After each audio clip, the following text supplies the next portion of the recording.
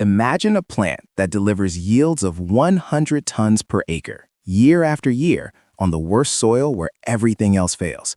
You can harvest it 5 times in one season, and it bounces back to full size in just 4 weeks. It needs no fertilizer, no irrigation after the first year, and once planted, it keeps producing for 20 years straight. Lab tests show it breaks down faster than any known green manure, turning into rich soil food in just 48 hours. Victorian gardeners grew it as famine insurance. One man bred the ultimate strain and gave it away for free, yet by 2001, it had disappeared from every garden center in America.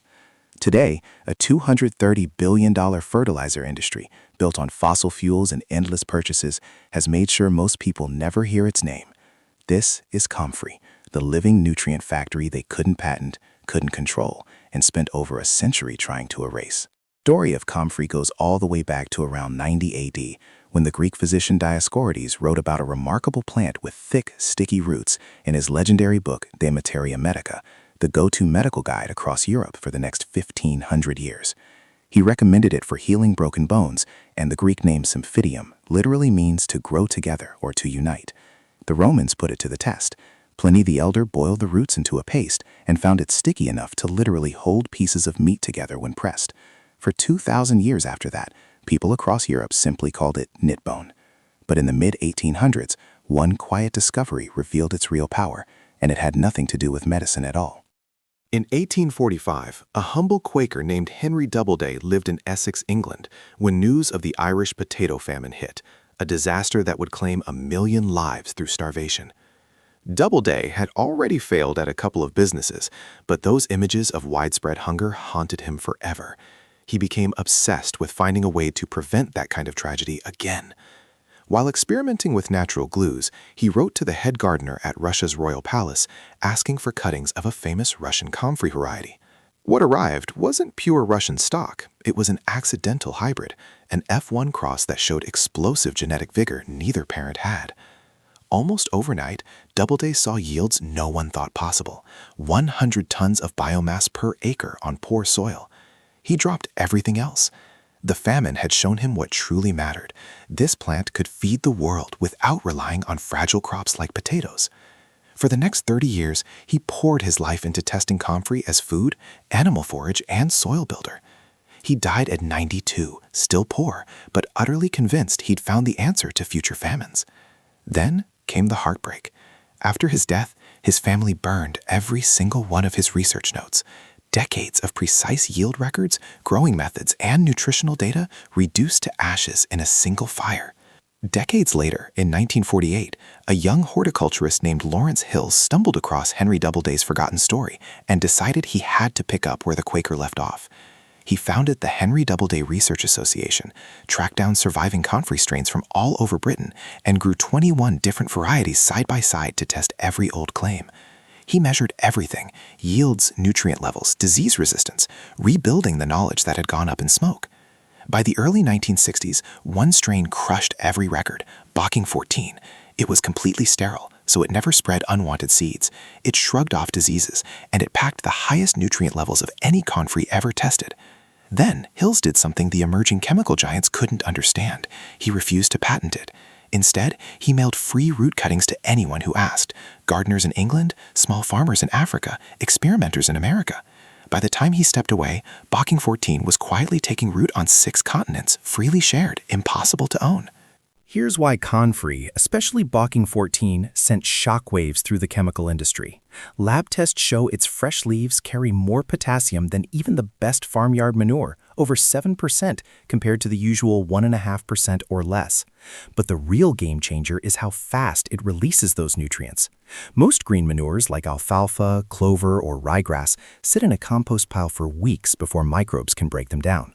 Comfrey is different. Low in tough fibers, its leaves are devoured by soil life in as little as 48 hours.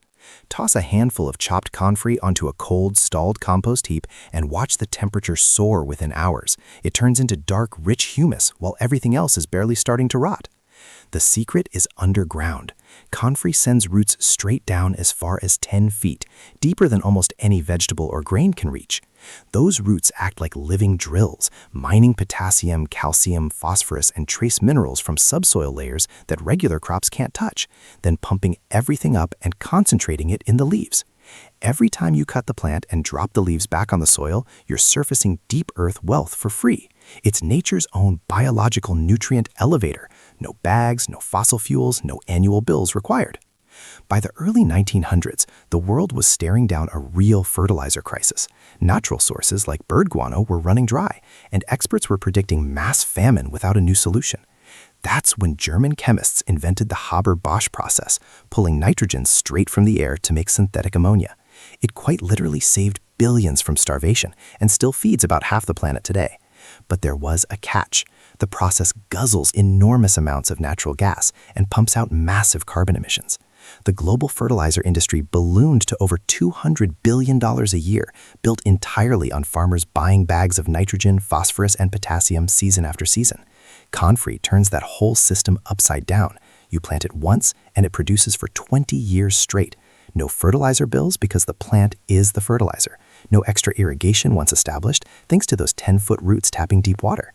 No pesticides, it's basically bulletproof, and no annual purchases ever again. If farmers and gardeners back in the 1950s had switched to Bocking 14 on any scale, the synthetic fertilizer giants would have lost their grip before it even tightened. That's exactly why the events of 2001 hit at the perfect moment for the industry. Then, on July 6, 2001, the FDA dropped a bombshell.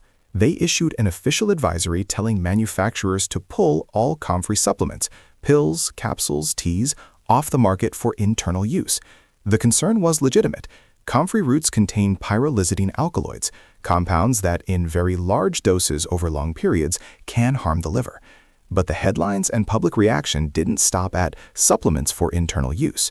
Garden centers saw the word toxic and panicked, yanking every Comfrey plant from their shelves.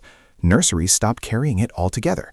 Most people heard liver damage and assumed the plant was dangerous to even touch or grow in the yard.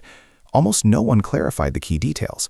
Using Comfrey leaves as mulch or compost poses zero risk to humans, and soil microbes break down those alkaloids almost instantly. Within 5 years, Comfrey had vanished from mainstream gardening. The timing couldn't have been more convenient for the industry. Natural gas prices were climbing, fertilizer conglomerates were merging into giants, and suddenly the one plant that offered total independence from their products was branded too risky to sell. Overnight, the decades of work by Hills and countless gardeners was undone, not by science, but by fear and confusion. Comfrey's power hasn't changed a bit. Bocking 14 still pumps out those 100 tons per acre, still breaks down in 48 hours, still delivers 7% potassium, and it laughs at -30-degree winters, drought, and marginal land. Because it's sterile, it never becomes invasive. It stays exactly where you put it. Plant it once, cut it when it hits about 2 feet tall, and 4 weeks later, it's ready again. 5 harvests a year, 20 tons each time for 2 full decades. Chop the leaves and lay them as mulch around tomatoes or fruit trees. Brew them into a free liquid feed that beats anything in a bottle, or throw them on your compost to supercharge it instantly. Comfrey gives you permanent soil fertility without ever buying another bag of anything. Over 150 years, different forces tried to bury it. A house fire erased Henry Doubleday's priceless records. Industrial farming buried the old perennial ways, and a wave of fear in 2001 cleared it from stores. But none of that changed the reality. This plant can't be patented, can't be forced into annual sales, and grows from even a tiny root fragment. That's why Lawrence Hills gave it away freely. He knew the only way it would survive is if gardeners everywhere kept it alive, passing cuttings hand to hand like quiet rebellion. Today, walk into any serious permaculture plot and you'll still find it thriving. The people growing it get it. Real fertility doesn't come from a factory. It grows from deep roots you control yourself. Comfrey isn't gone. It's gone underground, literally in the soil and quietly among growers who refuse to stay dependent. Root cuttings still move between gardeners like a secret that refuses to die. The plant that could free millions from the fertilizer treadmill is waiting for the day dependence gets too expensive. It's not just a crop, it's independence from the supply chain. Fertilizer that costs nothing forever. And the fact that a multi-billion-dollar industry spent over a century trying to make you forget it proves exactly how dangerous it is to their bottom line. All it takes is one small root cutting. The question is simple: will you plant it? If this opened your eyes to something they tried to bury, hit subscribe, turn on notifications, and share this with someone who needs to know. Like and comment. What other forgotten plants should we dig up next? Another one is coming soon.